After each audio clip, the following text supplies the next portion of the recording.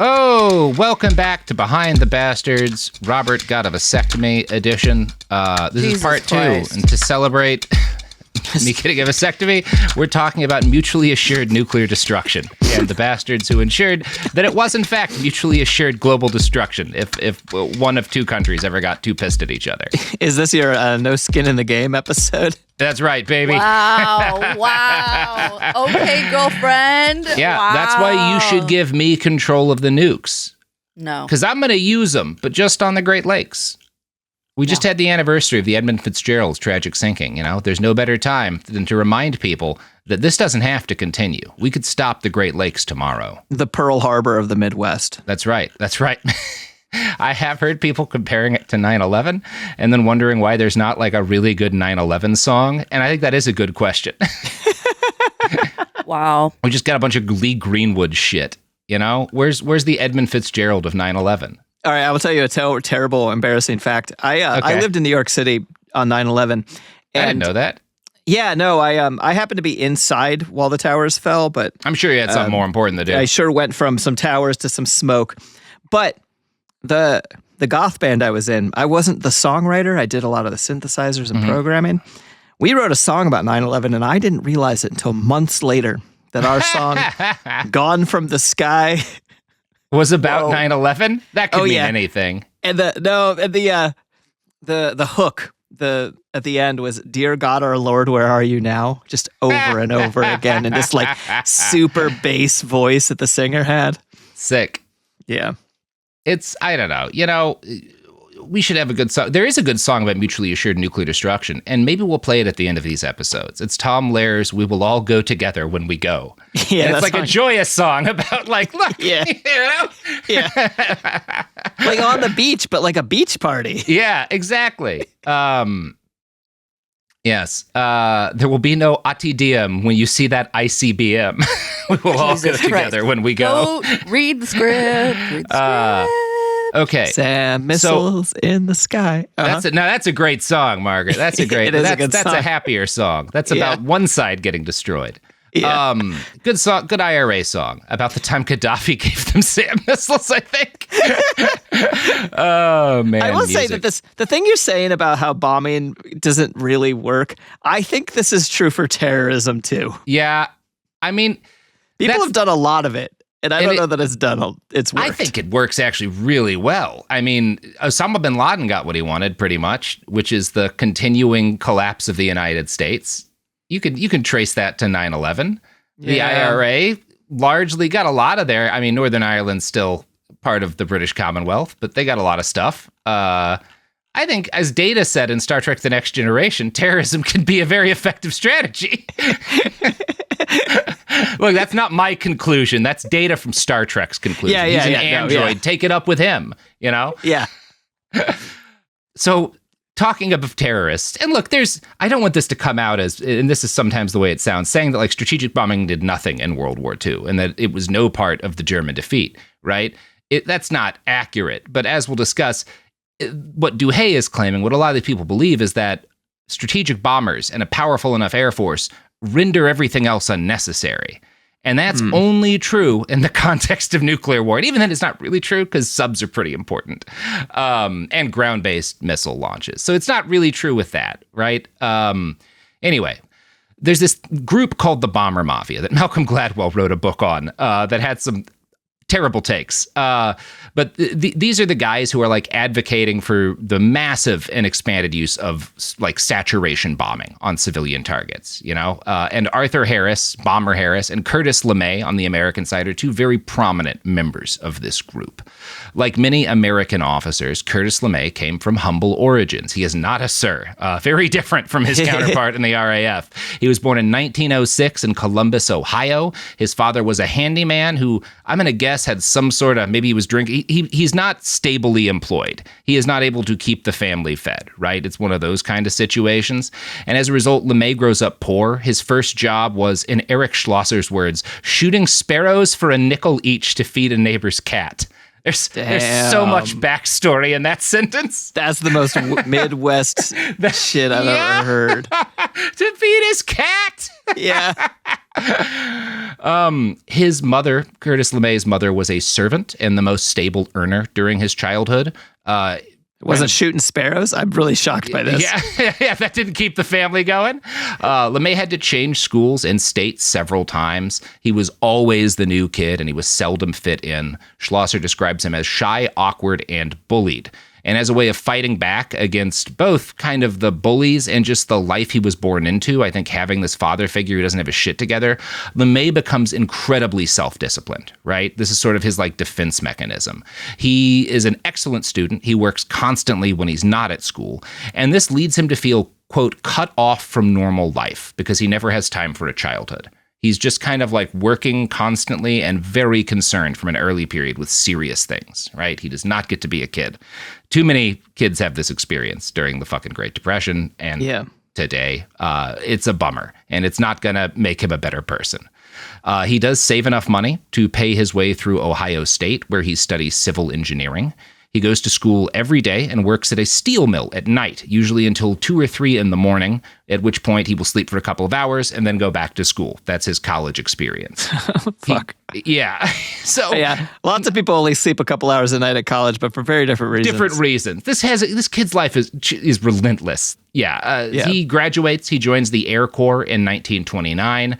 By this point, he has developed a love of high adrenaline activities. He likes to drive race cars, as a hobby, and he becomes a skilled pilot. But he differentiates himself from many young officers because everyone wants to be a fucking pilot. It's still the cool job in the Air Force, but by this point, planes are really new. It's really cool.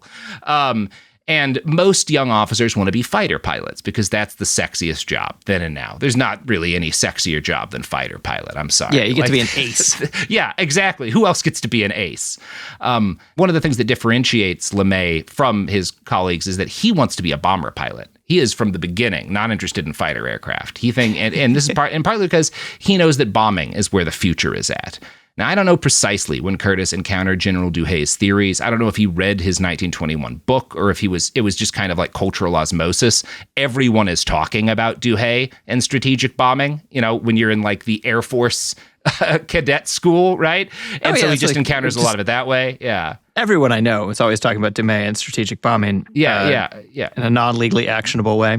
Yeah, I mean, we all love strategic bombing. It's become like all the cool kids are talking about how many tons of bombs you need per square acre in an urban environment to really, clean out the civvies. Yeah. Now, the late general's thinking, I can say this about Douhet's impact on LeMay. It's influential enough that during Vietnam, and for an idea of how long this guy is in the field, LeMay is running the U.S. Air Force in Asia from World War II to the start of Vietnam. He will name his strategy for bombing North Vietnam the Gentile Douhet plan. That's like the nickname everyone refers to it as. So this is like the polite version of Douhet's plan. We're not going to kill quite as many civilians as Douhet would have. I only know a little bit about bombing in Vietnam, and it didn't seem gentile. That's not how I describe it. Yeah. He's not in charge the whole time, but he does get us started on a specific foot, as we'll talk about. Okay. So LeMay becomes a bomber pilot in 1937. By this point, he had already decided he believed long-range bombing was the future of air power. He became one of the best navigators in the country and was stationed in Hawaii, where his career moved quickly. Curtis became a relentless advocate of constant training and preparation. He earned the nickname Old Iron Pants as a result. That's what is like the kind of lovingly his crews call him. Mm-hmm. When World War II, he could have gotten that tattooed on his knuckles. Or his pants. Oh no, Iron Pants. Never mind. That doesn't work. Nah, unfortunately. Yeah, he needs an extra finger. You consider knuckles when they give nicknames out. Yeah. When World War II started, he was a major in command of a B-17 Flying Fortress unit. Curtis was quickly transferred into the 8th Air Force, and he served under General Eaker. This is the guy who was wrong to Churchill about B-17s not needing fighter escorts. Yeah. Being able to hit a pickle barrel. Eaker. E-A-K-E-R. Yeah. Oh, okay, like getting a little bit out, not... Yeah, or like really Beaker without the B. Okay. Yeah. When he arrived in Europe, when LeMay arrived in Europe, the U.S. strategy, different from the British strategy, was daylight bombing raids. LeMay's first big move was to point out that the way the pilots were flying was getting them killed. Not the daylight part, he couldn't do anything about that, but the standard strategy among U.S. bomber pilots was to zigzag to avoid anti-aircraft fire. This caused your bombs to be really off target because you're zigzagging. LeMay, and the attitude was that, like, well, if you're just flying straight, there's only a limited period of time in which you're really low that you're super vulnerable to anti-aircraft fire. And if you're just going straight, it's a death sentence. You're just marching directly into the enemy guns. And LeMay argued, no. Flying straight is way safer because it's faster. You're out in half the time. Zigzagging doesn't do all that much to protect you, but getting out of there faster does. So just going straight and then getting out of the fucking death zone as quickly as you can is the best way for us to do this. And he created a new type of formation for bomber aircraft based on this that was supposed to, like, basically keep them at the optimal distance to defend each other with their guns. Now, everything about this new tactic was controversial among his pilots, and the way that LeMay stifled any disagreement was promising to fly in the lead plane, which was the one that would be in the most danger if his theory was wrong, right? So he was I kind of like this guy. I mean, he's there's a lot about him that's likable, especially here. Yeah, Heinlein would love this man. Heinlein probably did love this man. I believe Heinlein was very much felt positively towards LeMay, and his men love him because he's this kind of guy. He'll have these ideas that are sometimes really dangerous, but he'll be like, "I'll be in the first plane." Like, you can't say, I'm not just telling you guys to do something. Like, he is leading from the front, which is a thing you can do in the Air Force that's not really possible in most other branches at this point, not to the extent that LeMay is doing it, right? Another guy who's doing basically the same thing as LeMay around this period of time, actor James Stewart. Oh, yeah. Yeah, Jimmy Stewart. Actually becomes a general and is, like, deeply involved in our air strategy in Korea, too. He's arguably one of the highest body count, like, actors that has ever existed. Like A-list actors. He's not the only one in contention, by the way. Yeah, there's that Spec Ops guy who's in Lord of the Rings. Oh, yeah. I mean, I'm talking about, like, bomber pilots and in terms of bodies. Okay. You have a whole crop of these guys in World War II who are, like, big-time actors and then, like, quit to fly B-17s or whatever. It's a crazy thing to have happened. Just imagine that if, like, we had, like, a 5-year period where everyone had to go to war and you're like, yeah, Timothée Chalamet killed 6,000 people. Yeah. Just the most bodies stacked by any of them. Billie Eilish would lead from the front. That's all I'm saying. Absolutely. Yeah. I don't think The Rock serves, but Billie Eilish for sure does. I think he does a John Wayne. I mean, he's like 60. He's in his 50s. He shouldn't be going to war. Anyway, LeMay's ideas work, and they work well enough that they become SOP for all American bomber crews in the theater. LeMay, I talked about that Regensburg mission in the first episode to destroy that ball bearing plant. LeMay is in charge. He is the guy flying in lead for the Regensburg mission, right? Okay, the one that 60 out of 360 got knocked out. Right, yes. Yeah. Which leads us to something that we'll discuss. But, like, because in that mission, there's so many people die that the 8th has to curtail all their missions for 5 months until they get fighter escorts. And this brings about LeMay's second big success. Because of how many crews are dying, leadership noticed that flights are starting to have a high abort rate. Pilots are pulling back and aborting the mission before they get into the kill zone. Robert McNamara, future Secretary of Defense for most of the Vietnam War, came to believe that this abort rate was caused by cowardice, which he defined as pilots not wanting to die because their CO had fucked up. McNamara credits LeMay with ending the abort problem. Quote, he was the finest combat commander of any service I came across in war, but he was extraordinarily belligerent. Many thought brutal. He got the report. He issued an order. He said, I will be in the lead plane on every mission. Any plane that takes off will go over the target or the crew will be court-martialed. The abort rate dropped overnight. Now that's the kind of commander he was. So, seeing, like, the upsides and the downsides of this man. He's not a lot of sympathy for crews not wanting to die because somebody decided they don't need fighter escorts, right? No, I read that other really good book about this by Joseph Heller. Yeah. So you could both see, I can see why so many people admired him and why he was so beloved, especially by the people directly above him, and why he was popular with his crews. And also, this is a man who's got a dangerous brain. This is a man who is really okay with people dying for principles, right? And this is a man who has no trouble baking human death into his operation plans, which is necessary in the military at some level. Yeah. But he's maybe better at it than you want someone to be, maybe. Right. Okay. I can see where this might go further based on the subject of these weeks. Yep. Yeah. And it's one of those things. U.S. bomber crews suffered like a 50% killed in action rate during this period of time. It's a very dangerous job. And LeMay also has a reputation for being really dedicated to his men's safety within like the degree that was possible, which doesn't say as much objectively about how his plans made men safer and more how he made men feel, right? Like, right.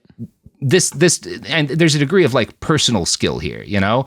Of all the officers in these episodes, had you been in the military at the time, LeMay's probably the guy you would have wanted to serve under, not for logical reasons, but because that seems to have been how his men felt about him, right? Yeah. Now, at the same time, his instincts made him perhaps the worst possible guy to wind up with the job that he gets, because he is the dude who directs the formation of our grand nuclear strategy. He winds up in charge of the Strategic Air Command.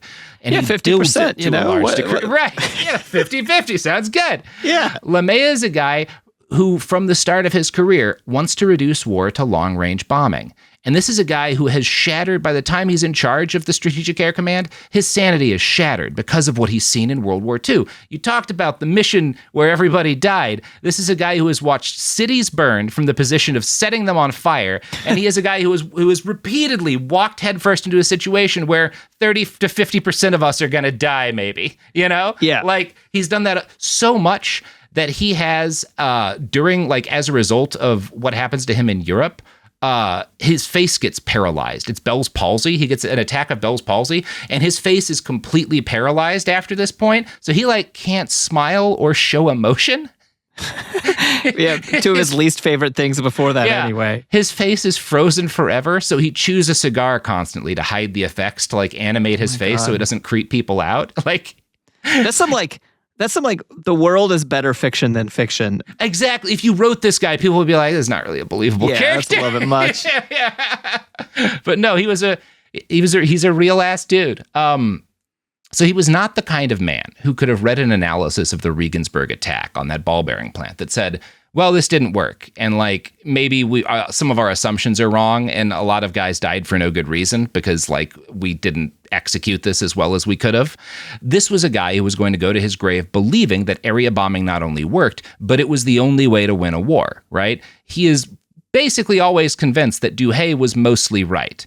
And the problem with this is that he hadn't been, as we've discussed. Wrong. Yeah. And this is not just Robert, old left-wing radical Robert saying that the strategic bombing guy was, that Regensburg was a failure.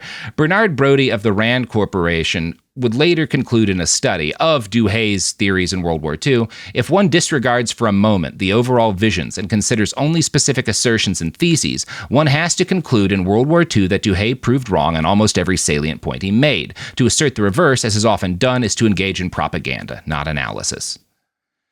And that's just impossible to argue against. Bombing alone did not destroy the Third Reich. Its capacity to wage war was degraded, not just through bombing, but through a mix of air, ground, and naval warfare.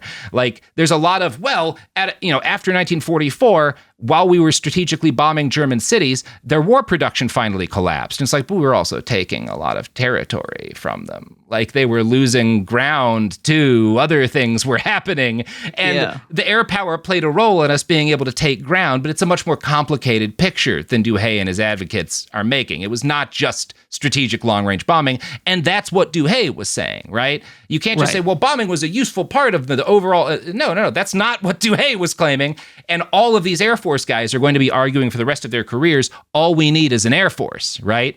That's a big part of this. Is this the bomber mafia? They're just like... Yeah, this is like... And their descendants, this is a big thing for the next half a century and longer, and like... Air Force arguing that we don't really need as much of the other stuff because Air Force, it can handle, it can fix every problem, right? And in war through war, we don't get what we want through just bombing people, right? Well, what you and I learned is that you could throw bombs at most problems and that would help alleviate the problems, but you also need someone with a spiked stick. Yes, we did learn that in our Pathfinder game that we played on the It Could Happen Here book club. Special weekend episodes that you can listen to right now, folks. Yeah. So it's also kind of worth noting that a lot of these strategies to like, well, all we need to do is bomb these cities and that'll destroy X amount of factories and that will destroy German military production. It assumes an enemy, and this will later be a problem with our plans for nuclear war. They're always built assuming an enemy who doesn't adapt or change as we do things to them. Because like Germans, we knock out some factories, so they decentralize their factories and they make them less vulnerable to bombing so that they're assembling things in pieces and each individual target is less important to the whole, right? There's a bunch of, they do that with like manufacture of a bunch of different material, and German air defenses remain pretty good until late in the war. Like Douhet is just really wrong on all of this stuff. Now, by 1945, over in the Pacific Theater, similar lessons had been learned vis-a-vis the wisdom of Douhet's theories. Japan's bold air attack at Pearl Harbor had been a tactical success, but number one, it was not long-range strategic bombing. These were planes that got there on aircraft carriers as part of a naval attack. It was pretty important to the overall thing, and it didn't knock the U.S. out. Famously, as a combatant, it really just kind of pissed us off, you know? Yeah. Were we going to join the war anyway, do you think? I mean, FDR really wanted to. For one thing, Germany getting involved wasn't a necessity. Hitler declared war on us once we declared war on Japan, right? Mm-hmm. And he didn't really need to go all out on Japan's behalf. I'd say that was probably a mistake, but he was pretty arrogant at that point in time. Yeah. Maybe we would have gotten involved. Like, again, FDR really wanted to. So I guess that's probably the smart money, is he would have figured some way out. But this is the way he did figure out. Yeah, Japan didn't need to do a Pearl Harbor, and it didn't help them, right? No. Now, they did a Pearl Harbor. This is, again, to get back to how the same logic that could really fuck us in terms of a global nuclear war that kills everybody is part of why I think it's reasonable to fear that, is the same logic has repeatedly gotten humans in trouble in the past. The logic behind the attack at Pearl Harbor is the U.S. is already fucking with us, right? By throttling our access to stuff like fuel. We're going to wind up fighting them anyway. It's inevitable. And so we need to launch a first strike to stop their capacity to hurt us, you know? Like, it's the same logic, right? That, well, we have the fight, some sort of conflict is inevitable, so we might as well hit them first. It's our only chance to survive. And there's a weird comparison to this. Like, I spent a while kind of hanging out more on the streets when I was younger. And the idea that like the way to survive the sort of like rough and tumble life of living under bridges or whatever is to like strike first is entirely incorrect. That is like absolutely how everyone would do. Like, instead, like, I think about this time, you know, like, because like, you know, sometimes when you're outside, people like randomly drunkenly try to fight you or something, right? And it's like literally learning. I'm not advocating pacifism here, but literally learning, if someone just is looking for a fight and they punch you and you ignore them, that ends it. Mm-hmm. At least in my experience, right? But if someone's actually trying to destroy you, you have to do something. So there's just like the whole concept. Sorry, I'm just like thinking a lot about this as it scales up next into guns and then into nukes or, you know, wars or whatever. The part of the problem with this kind of logic is that it's logic that's true sometimes. We've seen it be true sometimes, right? Yeah. Like the sometimes being from the Cold War up to the present moment, the strategy of deterrence has worked. Right. But that doesn't mean it always will, right? Because there's no one strategy that fits every scenario. And the problem is with nukes, you don't have room to do the less fucked up apocalyptic scenario. That's not really an option. And because if you just take one nuke, if you take one nuke on the nose as a country, you can survive that. But then it's like, it just destroys the deterrence effect. And so then everyone's like, all right, well, it's like free game on nuking you or whatever. Well, I mean, you know, that's what the country would say. It would be political suicide probably for whatever party didn't respond with a nuke. You know, if you're talking from the U.S. standpoint, if they got nuked. But also being willing to take a hit is the only way to stop the doom loop that kills everybody. Yeah, exactly. And that also predisposes you just having one nuke shot at you, right? Which in most, like... And I think one of the things that does scare me most is not, and this is something that could easily turn into the apocalyptic scenario, but something that starts as like, and this is kind of what the book Nuclear War, Jacobson theory, talks about, but like, essentially you get like a nuclear January 6th, right? One nuke gets launched at or goes off in one country. because of some sort of like weird, stupid fuck up. Yeah. That isn't going to be repeatable necessarily. Like, it's easy to learn from. You could stop subsequent ones. But in the immediate wake of the fuck up, this precedent is set that, number one, there's a really high chance that it just immediately leads to everyone shooting everything. Because, like, nobody has perfect data on what's happening. They just know that, like, a nuke has gone off and everyone gets so... like, if the country that gets nuked becomes convinced at any point they're under attack, they have about 6 minutes to choose to launch all of the missiles or not. Right? That's how it works for a U.S. president. It's no different, as far as we know, really, for Russia's president, right? Right. If the nuke goes off anywhere, you're going to have like 6 minutes to figure out, do I end the world over this or not? Right. And that's probably bad for us. Yeah, I think it's a bad system. I'm just going to go ahead and say it. Probably one person in any country shouldn't get to make that call. Probably no one should have to make that call in 6 minutes. But that's the reality of the technical reality of the systems we built. They don't have a lot of wiggle room, which is a problem. Yeah. I'm glad I'm not the one in charge of designing the system, to be clear. Mm-hmm. No, Sophie is. And that's why that actually works for me. Behind the Bastards has the most powerful nuclear deterrent of any podcast in the game. You know, damn straight, motherfuckers. If the pod save guys launch an ICBM, we can have 1,100 missiles in the air in under 6 minutes. This is why there's that new Cool Zone Media podcast, The Bastards Behind the Bastards.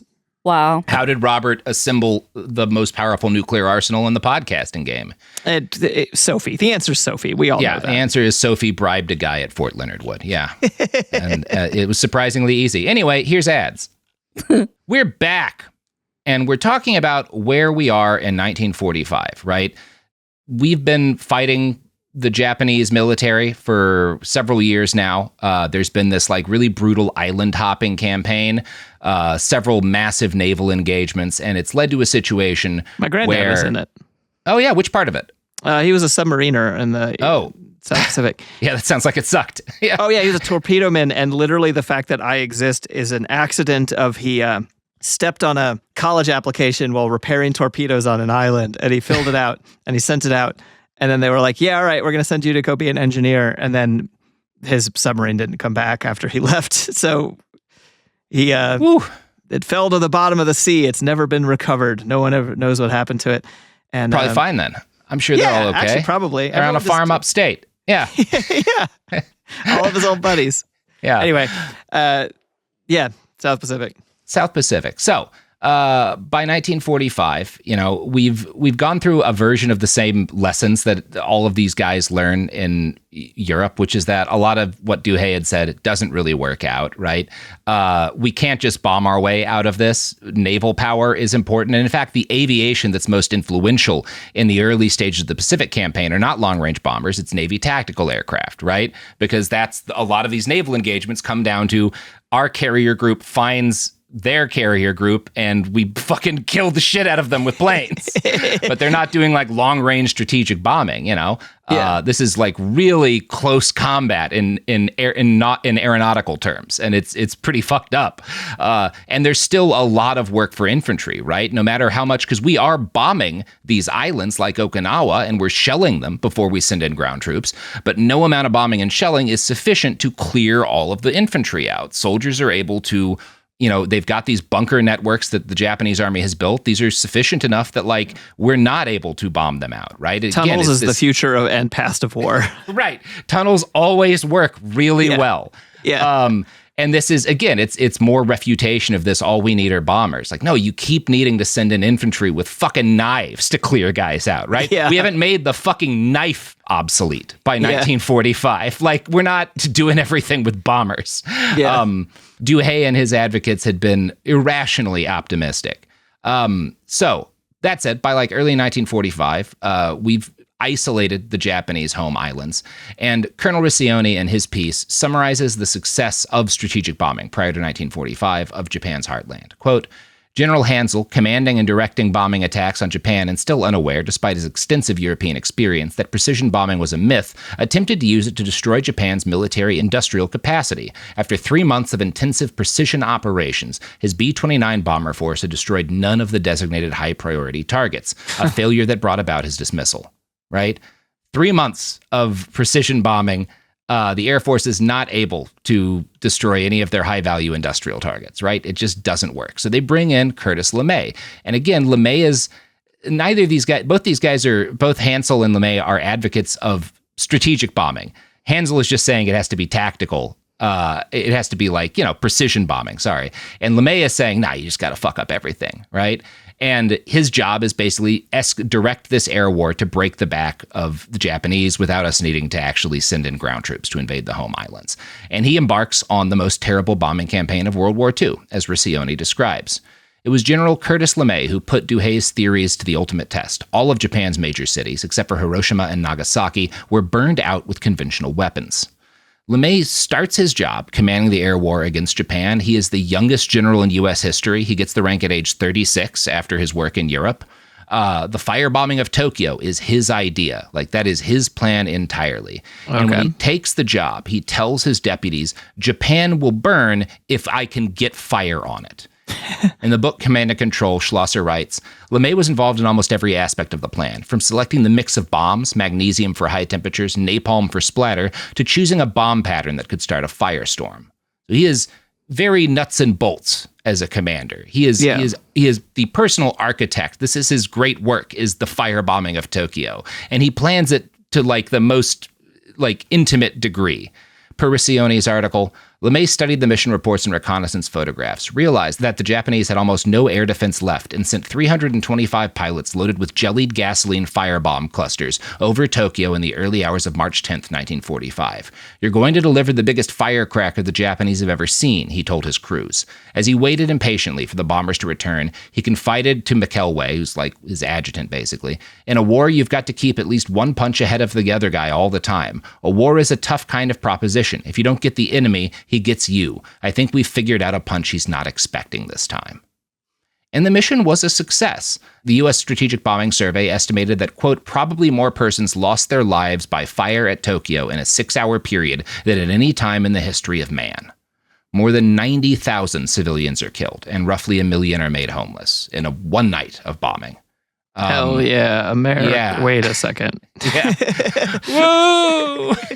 LeMay continues to order more firebombings after this, consuming hundreds of thousands of men, women, and children with flames. And the fact that we need to keep doing this maybe is a sign that, some of your attitudes about bombing aren't as accurate as you'd want. Certainly, Douhet's been proven wrong by a pretty grand factor, but, German will didn't break until Hitler shot himself, and the Japanese we just incinerated their entire capital from the sky. We killed more human beings in an hour than have ever been killed in history in a similar period of time, probably. And they're still swinging. Maybe we've got some assumptions here that aren't entirely correct. Now, that is not how anyone thinks. One of the men planning these raids with LeMay was a close subordinate of his, General Thomas Sarsfield Power. Is literally General Power. Yes, he has a G.I. Joe-ass name. And General Power is going to help to build the nuclear doomsday machine we all sleep alongside today, right? He is one of the architects of this alongside LeMay. And the fact that he has the name of a G.I. Joe character belies the fact that his backstory is pretty tame. His parents are Irish immigrants from branches of wealthier families, started by second or third sons who left the home country to find their fortune, because of how inheritance worked at the time. Thomas Power grew up working class in New York City. As a young adult, he entered the U.S. Army Air Corps in 1928, when it was still a baby. Since this was a comparatively dull time for the U.S. military, his career was pretty dull, until World War II. Power was a gifted officer and hardworking, and so once the military starts expanding massively to meet the demands of the war, officers like him are promoted rapidly. Power sees combat for the first time flying B-24 missions over Italy. He starts the war a major, and he ends it a brigadier general and deputy chief of operations for all U.S. strategic air forces in the Pacific. Now, Power is not briefed immediately about the existence of nuclear weapons. LeMay is one of the first generals who learns about the Manhattan Project, who learns that we have a nuke. Okay. Now, He's not allowed to command the raid in person. He wants to. He tries to, but he's at this point too high ranking to be given that job. So the nuke one or the Tokyo one? The nuke one. Okay.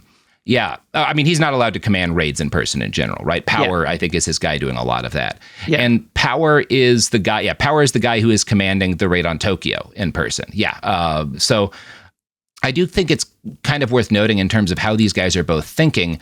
They're still patterning their options. They've moved away from like the shit Eaker was doing, but they're patterning their operations largely off of how Bomber Harris had planned operations, right? In Tokyo, as in Cologne, the military insisted its primary objective was the destruction of industrial buildings, but the Air Force planners working for LeMay and Power picked targets based not on industrial density, but how well they thought given neighborhoods would burn. The B-29 crews were informed that the purpose of the attack was to destroy small factories, but LeMay and Power both knew that was not the real target. And these guys have their way with the Army Air Corps in Japan for months, but final victory still proves elusive. We dropped more than 1,600 tons of explosives on Tokyo on March 10th. And again, remember, Douhet had theorized 300 was enough to wipe out any city on the earth. Yeah. But the empire refused to surrender. LeMay's entire philosophy of war was that victory could be achieved through the application of long-range bombing and the application of long-range bombing alone.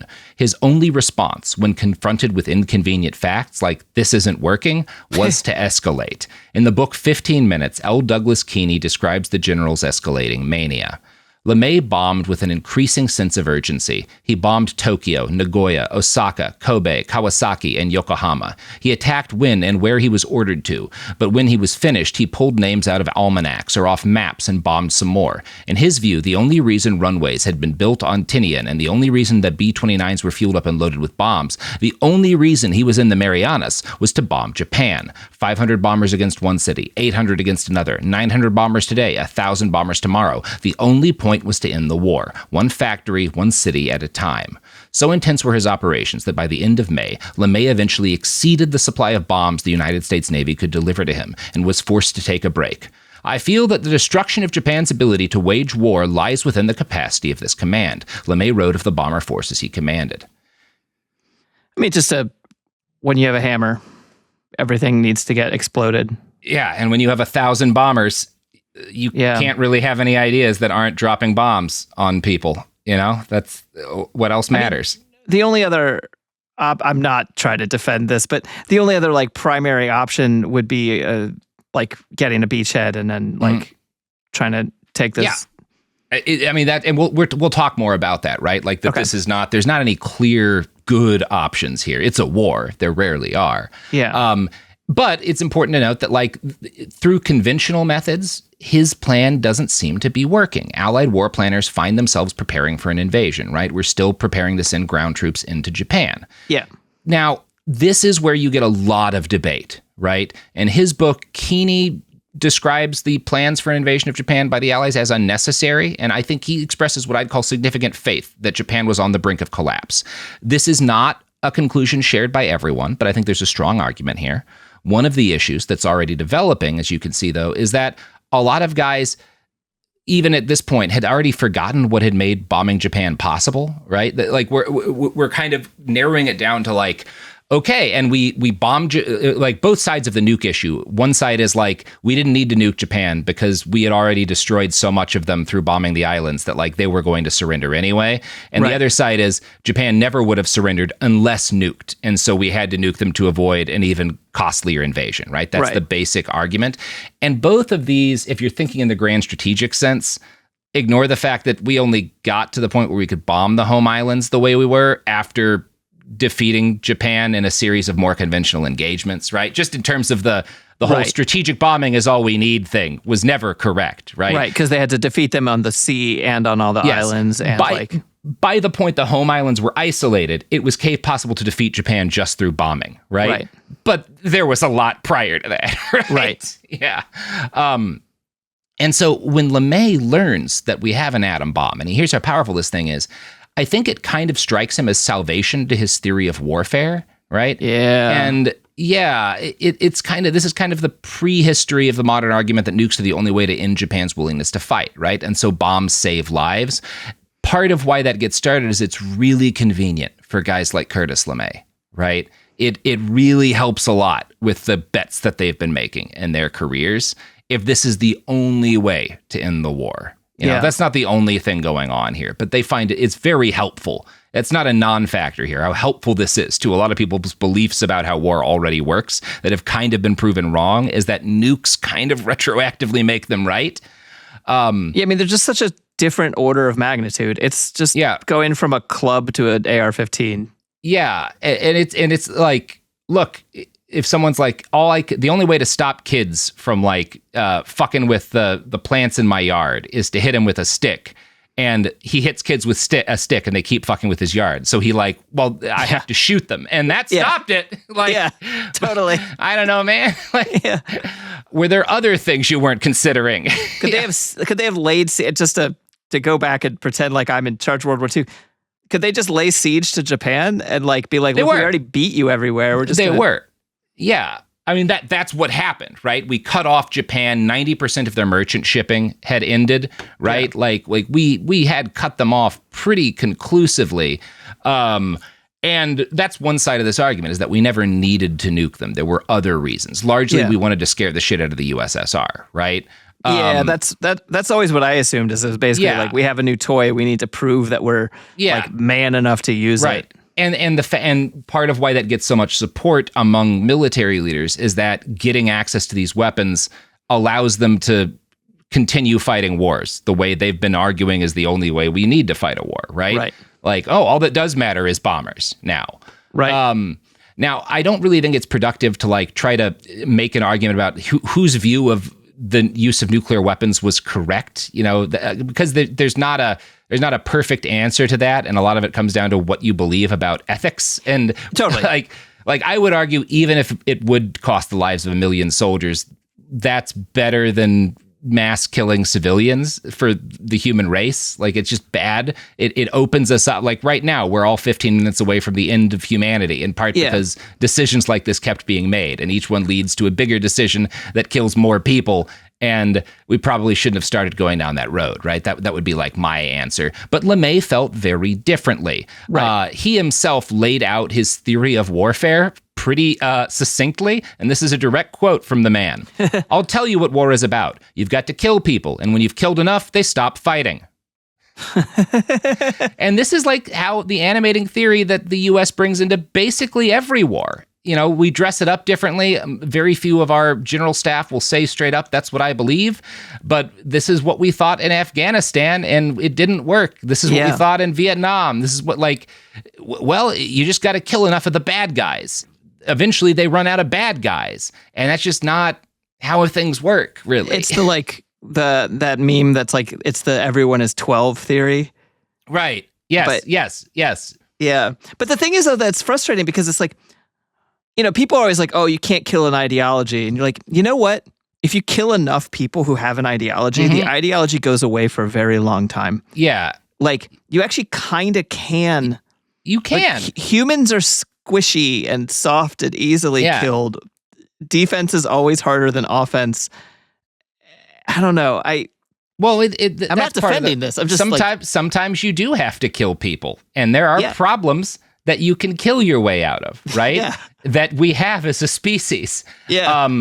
It's just not all you need to do ever. It doesn't work. Most of the kill people to solve problems advocates are saying things like, well, if we bomb these people who are doing suicide bombings because they're angry about their living conditions enough, they'll stop bombing us. And like, well, but no. Yeah, only if you kill all of them. That's not really how it works in the long run. Yeah. Yeah. Or this insurgency that is being supported by the local populace. If we make life miserable enough for the populace, they'll stop supporting the insurgents. Gotta be a no, dog. Unfortunately, history has repeatedly shown it doesn't work as the way you think it does, right? Isn't the whole like modern theory of warfare is that basically people support whoever feeds them, and like you actually just should just feed people? It helps sometimes. Again, there's no one size fits all theory of like this is how you win wars. But when you're thinking of one size, right? When you limit it to all we need to do is bomb them, well, you're not going to win the war unless you're using the bomb that kills all of the people everywhere. And that's where this leads, is them all being like, well, the only way to effectively plan for war is to destroy the whole species. And then we don't have a war. Yeah. Until we have the like planetary destructo button, like that explodes the inside of the planet, we've hit the top. Mm-hmm. There's no more kill everyone button. We found the kill everyone button. I feel like, Margaret, the way we should govern is we should have a kill everyone button. Just and everyone has here. No. And everyone just has the plot of Alfred Bester's Tiger. I don't know. I haven't read that. Oh, there's this old science fiction book. It might be called Tiger. I might be getting it wrong. The spoiler at the end of this, just to say what I think you were about to say, is that he basically gives everyone in the world the plans of how to make nukes. And then we get world peace because everyone has mutually assured destruction on like an individual level. Oh, see, no, it's entirely incorrect. That was I don't think that would really work very well. It's a fun idea for a story. No, my theory is you give everyone a chip that lets them all vote whenever like a vote is called about like whether or not they want to destroy the world or not. And if 51% of humanity votes to destroy the world, then a device goes off and it kills everybody, right? So you have to keep life pleasant enough for at least 51. I feel like it's better than the system we have. All right. What if that is actually always a ballot option on every vote? Kill everyone, yes or no? So it's like, do you vote Democrat, Republican, or kill everyone? Kill everybody? I think kill everybody might have won last year. Yeah, wait, no, I've changed my mind about this. Anyway. So yeah, let's go to ads. We're back. Real warfare had proven that strategic bombing and precision bombing were both more difficult and less effective in practice than their advocates hoped. And nukes were an answer to these prayers. They were a weapon system that seemed to justify all of their Douhet-inspired theories of how aerial warfare ought to work. As soon as we use a nuke for the first time, there's this immediate, loud and growing chorus of voices within the Army Air Corps that, like, maybe this is the only weapon we ever need in the future. And I want to read another quote from the book 15 Minutes. The fact that Japan, while still in possession of a formidable and intact land army, surrendered without having her homeland invaded by enemy land forces represents a unique and significant event in military history, LeMay would later say. General James H. Jimmy Doolittle agreed. The Navy had the transport to make the invasion of Japan possible. The ground forces had the power to make it successful. The B-29 made it unnecessary. Said General Hap Arnold, the influence of atomic energy on air power can be stated very simply. It has made air power all important, right? So this is immediately, a lot of the most influential guys in the Air Corps are saying, this is kind of all that matters in war going forward, right? Yeah. Like, yeah, we finally figured it out. We were wrong last time, but like, we weren't ready yet, but now we're ready to make bombers be the only thing that you need. Yeah, if you're wrong long enough, you become right. Right, yes, that is how things work sometimes. And it may seem odd that I am not going into detail about the Manhattan Project and the guys who like developed and built the first nuclear bomb. Because you'd think if we're talking about the global nuclear doomsday device, the guys who made the first nuke are somewhat culpable for that, right? And they are. I don't think their role is as worth me covering here for a couple reasons. For one, there's been a pretty big budget movie recently about those guys. So I think there's a pretty high background level of understanding about like the Manhattan Project right now. And more to the point, I don't place most of the moral blame on a potential global nuclear war on the Manhattan Project guys. I think you have to put yourself in the shoes of guys like Szilard, who we started the series talking about, right? These people who are watching the worst war ever happen, and all of tens of millions die. And they're being told, hey, if we build a bomb big enough, maybe we can stop this war, right? Given the knowledge a lot of these guys would have had at the time, and these guys are not all high-level state actors with access to complete information about the strategic scenario, right? Given the level of knowledge they would have had to understand, I think participation in the Manhattan Project is understandable, right? Yeah, at that stage. And to make that point, let's talk about a guy named U.S Slotin. I'm going to have to go back and get his name right. I corrected myself. I spelled it wrong at the start. I had a K in there. I fucked up. I'm sorry. I'll correct it later. Lewis was Canadian by birth, but his parents were Yiddish-speaking Jewish refugees from Russia's many pogroms. So he grows up in Canada, and he does well enough as an undergrad that he's accepted to a PhD program at King's College in London. He excels there as well. The nature of his work is beyond me, but he won prizes for his continuous contributions to physics, right? I don't understand what he was smart about, but it was physics and he was good at it. Yeah. He earns a reputation, a rare one for an engineering nerd, as being an adrenaline junkie. In the book Brighter Than a Thousand Suns, Robert Jungt says that Slotkin's colleagues at the time described him regularly going off, quote, in search of fighting, excitement, and adventure. He had volunteered for service in the Spanish Civil War, more for the sake of the thrill of it than on political grounds.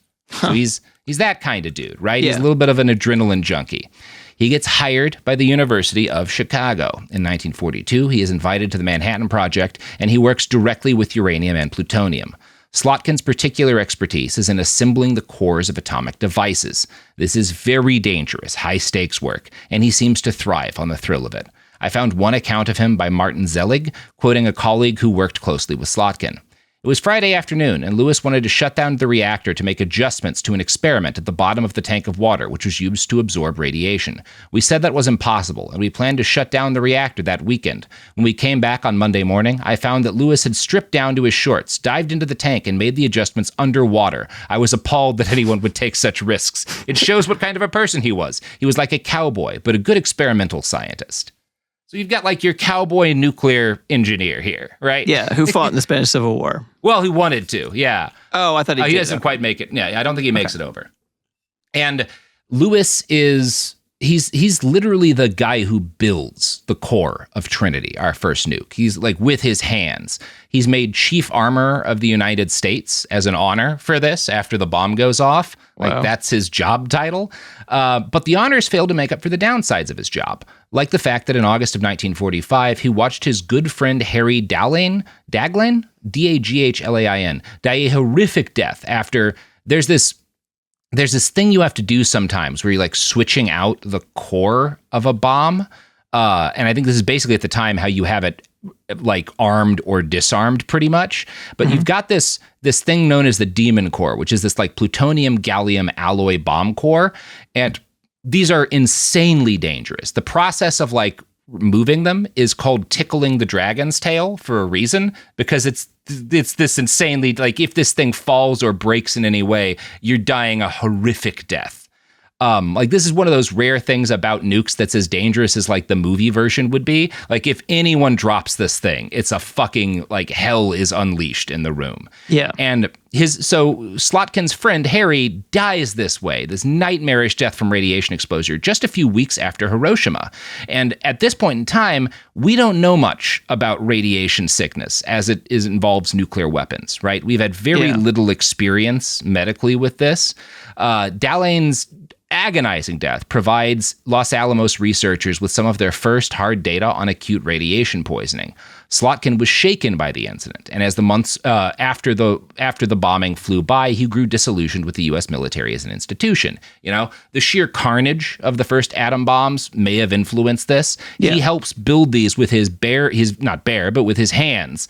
And the bombings in Hiroshima and Nagasaki kill between 150,000 and 250,000 people as a general estimate, right? Yeah, you're trying to stop the Nazis, and then you were like, whoops, I helped. Oh, God. Yeah. I built the bomb that killed 100, 200,000 people. 150 to 250,000 people. Yeah, like that's got to wear on your soul, even if you think it was necessary, right? Yeah. And it does look that way to a lot of these guys. Japan surrenders unconditionally less than a week after the bombing of Nagasaki, right? And that probably balms some of their souls to an extent. But after victory in Japan, it becomes harder and harder for Slotkin to justify what he's doing, because the U.S. is now a nation at peace, and they're continuing to build nuclear weapons. And he is forced to grapple with a new reality, which is that the U.S. does not have an enemy, and we are building a massive nuclear stockpile, right? And military leaders, it's generals who have direct control over those weapons. You know, they theoretically have to follow the president's orders, but there's nothing stopping them physically from utilizing those nukes, right? Yeah. Yeah. And he also is aware, being reasonably well read, because these guys are just talking about this, that a lot of these military leaders believe overwhelmingly that the use of nukes is to break the will of an enemy population through mass destruction of the civilian populace, right? Like that he knows that's how we're using them. Yes. Yeah. It's not hard to imagine why he may have felt compelled to change his career. He committed to that course of action in 1946, and we'll discuss what happened to him in a little bit. Become a podcaster? He became a podcaster, the very first, yes. The only thing worse. Yes. Yeah. The only thing worse than a nuclear weapons engineer, he now works on Pod Save America. Yeah. Really, the only place to go, the only downward trend you can take. Is that the only podcast name you can remember today? I don't know a lot of podcasts, Sophie. I don't know a lot of podcasts. What else is there?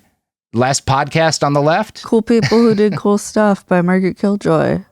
Well, those are. I'm not going to say that a nuclear engineer joined one of our podcasts, Sophie. That man has so much blood on his hands. We don't need that kind of heat. Fair enough. I'm not going to start a war here.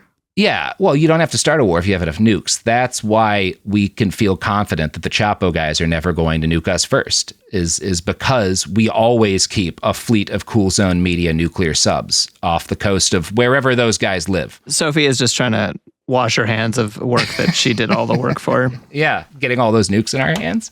Sure. So tired, everyone. Anyway, I'm just making the point that I'm not really going into detail on all the Manhattan Project guys, because I don't think that they deserve nearly as much blame as the guys who consciously built the global nuclear doomsday device, right?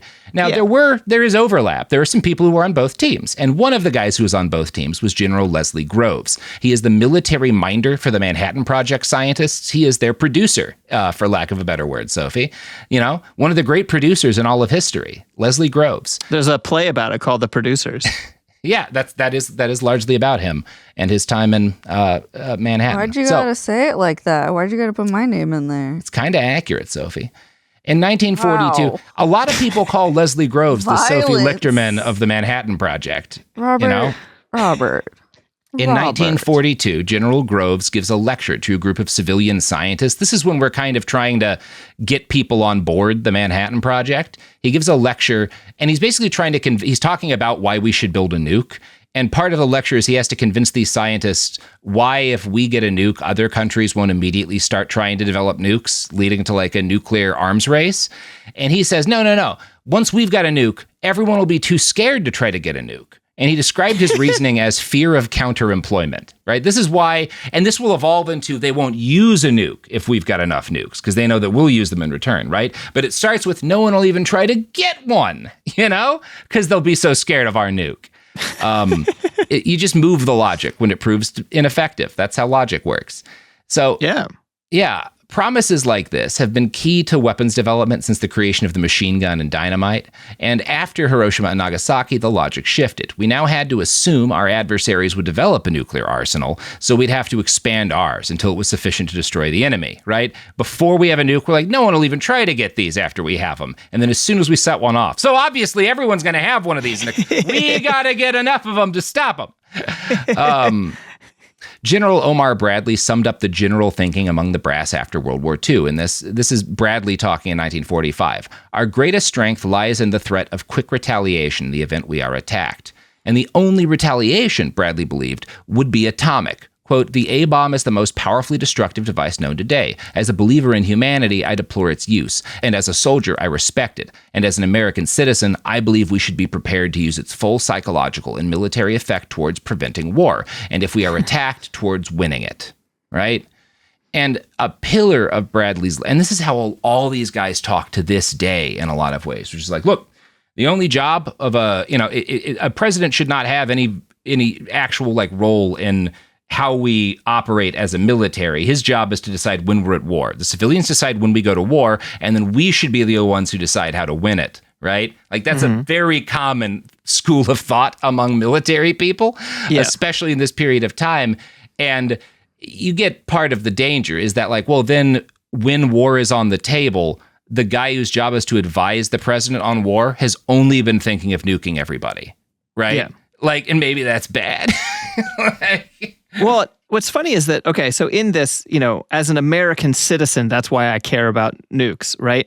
And it gets back to what Wells, I think I have an inverse conclusion as Wells, but you look at this and you're like, well, the end of national borders seems like the only way out of this mess.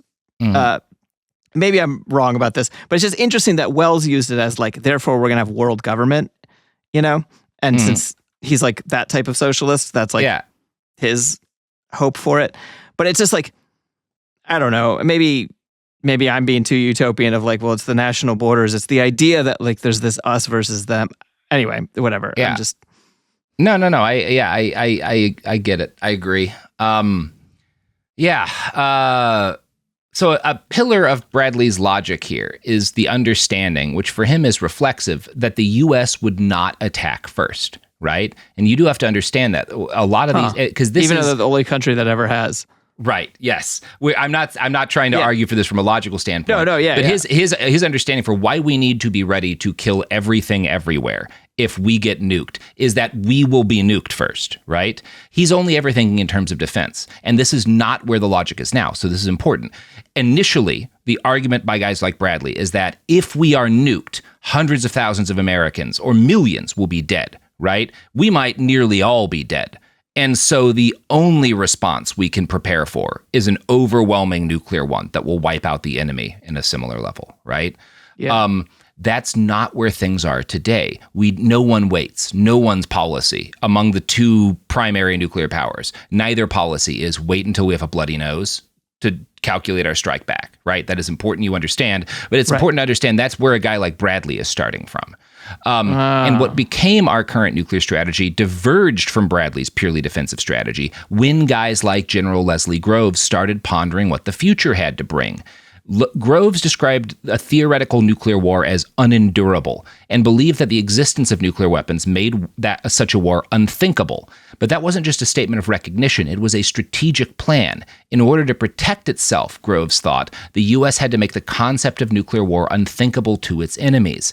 And this is going to start with, well, we need to have some nukes of our own. Well, we need to have bombers that are spread out and always ready to take off. And those planes need to always have bombs in them so that it could cut down the amount of time it would take them to get into the air so that we can guarantee we'll have a response. And if we can guarantee that we'll have a response, no matter how quickly the enemy bombs us first, then they'll never bomb us because they know that they're going to get nuked back into the Stone Age in return, right? Right. But then where we go from here is that, well, actually, with ICBMs and shit, it's not enough to just have planes on the runway. You need to always have some planes in the air and some subs at sea that are nuclear armed and ready to strike, which means you always have planes with live nuclear bombs flying, right? You see how the logic starts in this?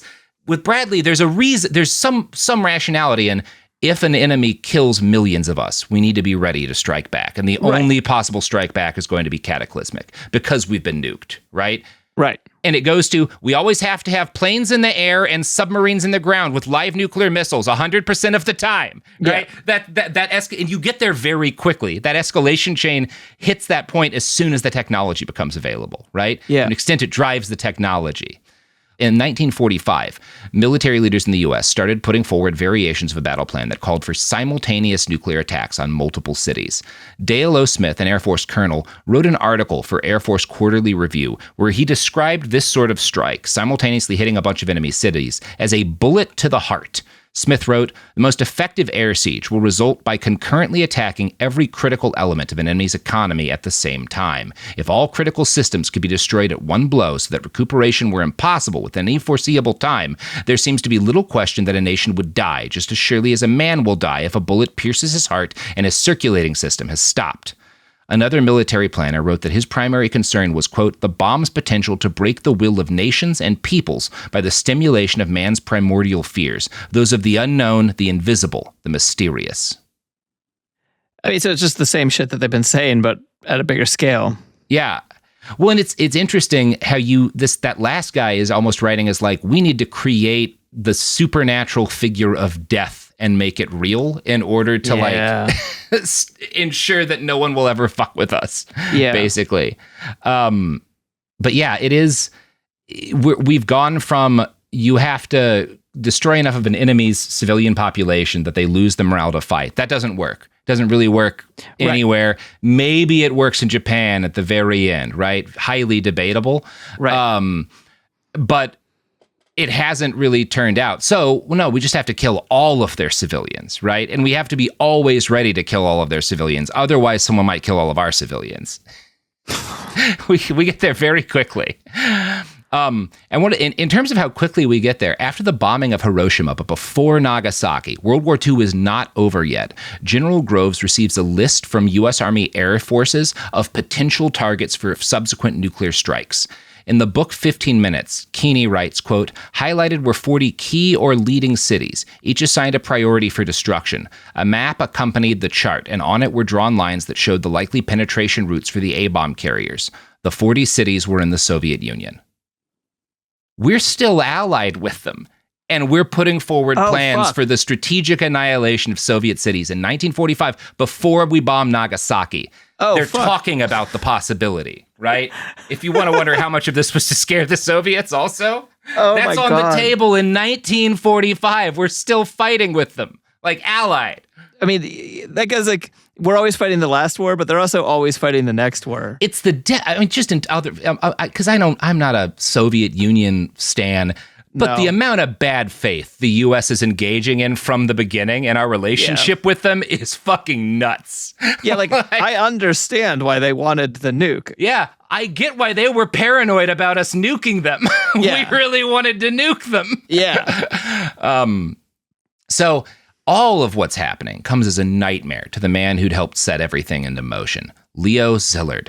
He seems to have seen what was coming before the first bomb was dropped. After LeMay began his firebombing campaign, I think maybe this is just a situation. He saw what a bombing on that scale would do, right? And he decides he had been wrong, really. Like maybe not wrong about trying to get a nuke before the Nazis got it, but that it shouldn't be used under any circumstances. Yeah. And he starts protesting the slaughter of Japanese civilians by U.S. air power. In June of 1945, Leo leads a group of scientists from the University of Chicago to send a report to the Manhattan Project leadership.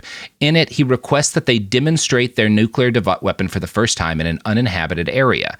Right. So before we bomb Hiroshima, he has a report sent to the Manhattan Project being like, please don't set this off for the first time in a city full of people. Like set it off in the middle of nowhere to scare Japan into surrendering. Right. Yeah. Now, we don't do this. There's a few reasons for when we're not sure the bomb's going to work. And it would be really bad if we promised Japan the biggest bomb ever and then nothing happens. Right. Yeah. So there's a worry of that.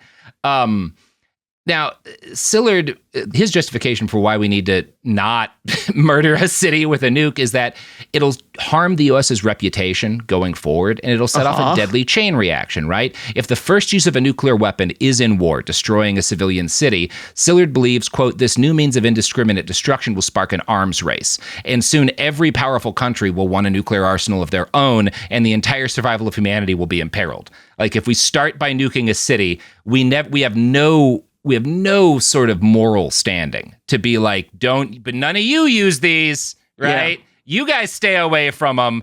We'll keep ours, but you guys don't build them. You can trust us not to use them, right?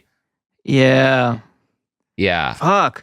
This is less than 100 years ago. Is like the other yes thing. Like, I've met people who, are older than this. Yep. Yep.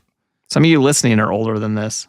Yeah, there must be a couple, right? It's good stuff. So, Szilard starts off being the guy who sends Roosevelt a letter saying we need to build this thing, and he ends out being like, under no circumstances can we use these things. Yeah, please don't embark down this road to madness. That poor man. Yeah, it's fucked up. And another poor man is Louis Slotin. So Louis Slotin finds himself increasingly horrified. In March of 1946, he writes to a friend, I had become involved in the Navy tests, much to my disgust. The reason for this is that I am one of the few people left here who are experienced bomb putter-togetherers. He's already disgusted at being with the Navy. He doesn't like what he's doing. In an article for The Beaver, a Canadian publication of record, Zelig writes, despite his seeming zeal, there are hints that Slotin might not have been enamored with atom bombs per se. In a 1982 Winnipeg Free Press story, journalist Val Wearer writes that Slotin's father was astonished to hear after Hiroshima that his son had been working on the atomic bomb. The response was, we had to get it before the Germans. Winnipeg lawyer Israel Ludwig, Slotin's nephew, recalls his mother saying that Uncle Lou was troubled by what he was doing in Los Alamos. In November of 1989, Philip Morrison, in a terse note to me scribbled at the bottom of my letter of inquiry to him, wrote that he and Slotin talked a good deal about war and peace. So he's become pretty quickly after the war, decided that this is not a good path to be going down. And he puts his notice in at Los Alamos in 1946, upset at the future that he sees looming for his troubled part child. Tragically, just days before he would have quit, Slotin performs a demonstration of the same basic tickling the dragon's tail technique that had so recently killed his friend. He's teaching a new guy how to do it. History repeated itself. Slotin drops the core, and he throws himself in front of the new guy to take the brunt of the radiation. And he within hours, he's vomiting and like his body is starting to turn into soup. They keep him alive for 9 days in the hospital, but there's never any hope. It would have been kinder to just shoot him in the head. I knew a kid who survived Chernobyl. Yeah. And was living in the U.S. and was like a kid and was like going to die of Chernobyl. Oh God. Yeah. Cool stuff. Yeah. And Slotin's an amazing guy. As soon as he realizes what's happening, everybody else evacuates. He knows that he's been exposed to too much to evacuate. He immediately draws a map of where everyone had been in the room so that when they're researching what had happened to him, they can gain a better understanding of how nuclear radiation kills people. That's his like immediate action, is to like sketch out where everyone was when the device went off. Damn, and live by the science, die by the science. Yeah, like he's consciously being studied. He like knows that he's trying to be a better, at least get something out of his death. Yeah. Annie Jacobson describes it in the aftermath of this in a harrowing way in her book Nuclear War: A Scenario. Quote, "The mess inside Slotin's dead body was like a sea of rotten soup. His blood was uncoagulable at autopsy," one of the doctors wrote in a classified postmortem report. "The radiation poisoning had caused the near complete loss of tissue that once separated one of Slotin's organs from the next. Without this lining, his organs had merged into one." So, bad. Don't build the torment nexus. Don't build the torment nexus. You might wind up soup. Fuck. Cool. Anyway, Margaret, how you feeling about nukes? Jesus, Robert. I'm pretty excited that if I think 15 we should have minutes more. from now Fuck it. could be completely gone. I thought Could happen this second. Yeah. Well, quantum immortality says that I'm going to continue to live in a timeline where I don't die this way. Yeah. It'll probably be fine. Yeah. Right? Yeah. Yeah. I don't know. It's so interesting because, fear of nuclear annihilation was like such a important part of, my parents' generation's lives. Mm-hmm. And it's watching it creep back in is not fun. No. But I don't know. I don't know where I'm going with this. It's just, it's a nightmarish thing, but it's so frustrating because you look at this, it's that game theory shit that all of the worst people are excited about. Yeah. Like, it's like, if you take any lethal weapon self-defense class, they're like, the best way to win a gunfight is don't get into a gunfight. Avoid a gunfight at all. It's the same way to win a knife fight, really. Yeah. Yeah. Best way to win a knife fight is to run before the knives touch anybody. Yeah. Is to be nowhere near a knife fight. Yeah. You're a winner of a knife fight every day. Yeah, exactly. And it's just so frustrating because it's, I don't know. I've been, with my podcast, Cool People Did Cool Stuff, talked a lot about the, early punk and the stuff that led into a lot of modern protest movement stuff. And a lot of it's from the anti-nuke movement. Yeah. And it's confusing to look at from the modern perspective. But if you put yourselves in the shoes of like the kids who grew up in this, you're like, yeah, no, that actually just makes a lot of sense. Well, yeah, I mean, we could talk about, because a lot of the fear of nuclear power is because of how prominent the fear of annihilation from nukes. And if they never start out being a weapon for killing civilians, maybe there's not the kind of resistance to nuclear power, which could have avoided a lot of problems vis-a-vis climate change. Right. Maybe not. But I do think that a lot of our fears, which are not fully rational. There are some rational fears regarding nuclear power, but a lot of it is just people are scared of nukes for other reasons. Right. Yeah. I don't know, Margaret. Like we probably shouldn't always have a doomsday device. I will say where I differ from a lot of people right now, and this has become increasingly the case the more I've studied it, I'm not really more worried about Trump being the president than anybody else in regards to that. Okay. I guess maybe there's an argument. Maybe he'd be dumb enough to try and make a limited nuclear strike, right? Or maybe his policies in terms of like the military are degrading readiness to a degree that might make it likelier for one of these missiles to wind up in the wind or something. Certainly the fact that we are now like both the US and Russia are talking about resuming nuclear tests is bad. But in terms of how would Trump behave if he was put in that you've got 6 minutes to decide whether or not to kill everyone on Earth scenario? I'm not sure anyone's more competent than anyone else in that scenario. Yeah, fair. Right? Like it's fundamentally, and this is something Jacobson points out in her book, is that when you talk to, because a lot of guys whose job was in the nuclear weapons end of thing for the Department of Defense or for the like the Strategic Air Command, like a lot of those guys have versions of the same thing, which is that like the president at my time, they've said this about multiple presidents, the presidents that I dealt with never seemed very interested in it. They didn't ask questions. They didn't want to know much. They didn't like thinking about it. Right? That's what I would do if I was the president, as I would not want to think about it. And well, we haven't told anyone about your run for president yet, but we'll talk about that later. Yeah, we'll talk about that later. I'm going to use them. Yeah, we know. Defensively, we're going to go and dry up the lakes ahead of time. Yeah, but it's a defensive first strike on the lakes. The thing that maybe I shouldn't be worried about, the thing I worry about, people always talk about AI destroying humanity because it will take control of the weapons. That's not what I'm worried about. Mm-hmm. But people have been worried about that for decades, right? I'm worried about AI taking control of the military systems that track things and do stuff. Yeah. And hallucinate an ICBM. Yeah, because we've had that happen the analog way, right? Someone's put in the wrong tape and they've accidentally started a training mission that it looks like ICBMs are headed towards our, like variants of that have happened to the US and the Soviet Union, right? Yeah. And human decision-making is largely what stopped a catastrophe from happening. And the impulse to remove humans from it is really bad. Like, I don't believe in Skynet. I think it's silly to believe that, like, oh, this AI will automatically seek to destroy humanity. I think it's very reasonable to be like, well, if we connect AI to any of this at all, it's just going to amplify the chances that somebody fucks up in a way that ends with the nukes all going off, right? Yeah. You're making it more complicated, and that increases the odds that we kill everybody every time. Yeah. It makes more mistakes than people, which is embarrassing. Yeah. Because we make a lot of mistakes. And this is, you've had both Obama and Biden promised during their runs to basically take us a little bit back from where we always stand on the escalation ladder to like change our policies so that we would not, basically our policy would not be launch the nukes as soon as we get scared. Mm-hmm. And neither of them did anything.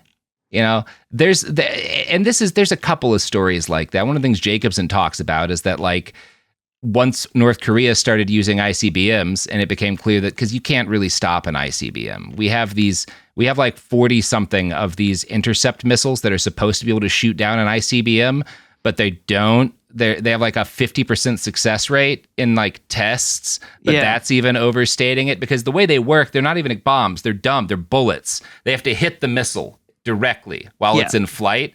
And if they don't, you miss by an inch, you miss by a mile, right? And we have very few of them. So the odds of us, and we would have very little time to actually deploy any or have them ready. Yeah. And that new movie is actually pretty well researched about it. I can't remember what it's called, but I watched it a couple weeks ago, and I've heard it's good. Put the fear in me.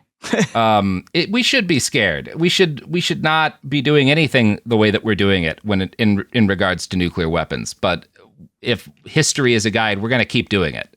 Yeah. So anyway, people should check out your podcast, Cool People Who Did Cool Stuff. Yeah, while they can. Yeah, while they can. They should check out our Pathfinder tabletop gaming episodes of It Could Happen Here on our book club weekend show. That's fun. That'll distract you briefly at the looming apocalypse that awaits us all. Yeah. And for other distractions from the apocalypse, keep listening to podcasts. Don't think about how bad things are. Don't think about the fact that literally nothing can save you if the nukes all fall. There's no defense. There's no prepping for it. There's just death on a scale almost incomprehensible. Don't think about that. Think about podcasts. Just remember that you were going to die anyway. Sure. Yeah. Tell your friends you love them. Tell your friends you love them and tell them to listen to Behind the Bastards and Cool People Who Did Cool Stuff. That's what's most important. That's right. Even if you can't tell them you love them, tell them about the podcast that you love. Yeah. That's actually a way to tell people you love them. If you can't struggling to say I love you, just say, listen to Cool People Who Did Cool Stuff and Behind the Bastards. Or take their phone, like when they're asleep, use their face to unlock it, and subscribe automatically to all of our podcasts on their phone. Jesus Christ. Yeah. Sophie, That's like a third of our listeners. Robert, we got to end the podcast. Yeah, we're done. Bye. All right. Bye, everyone.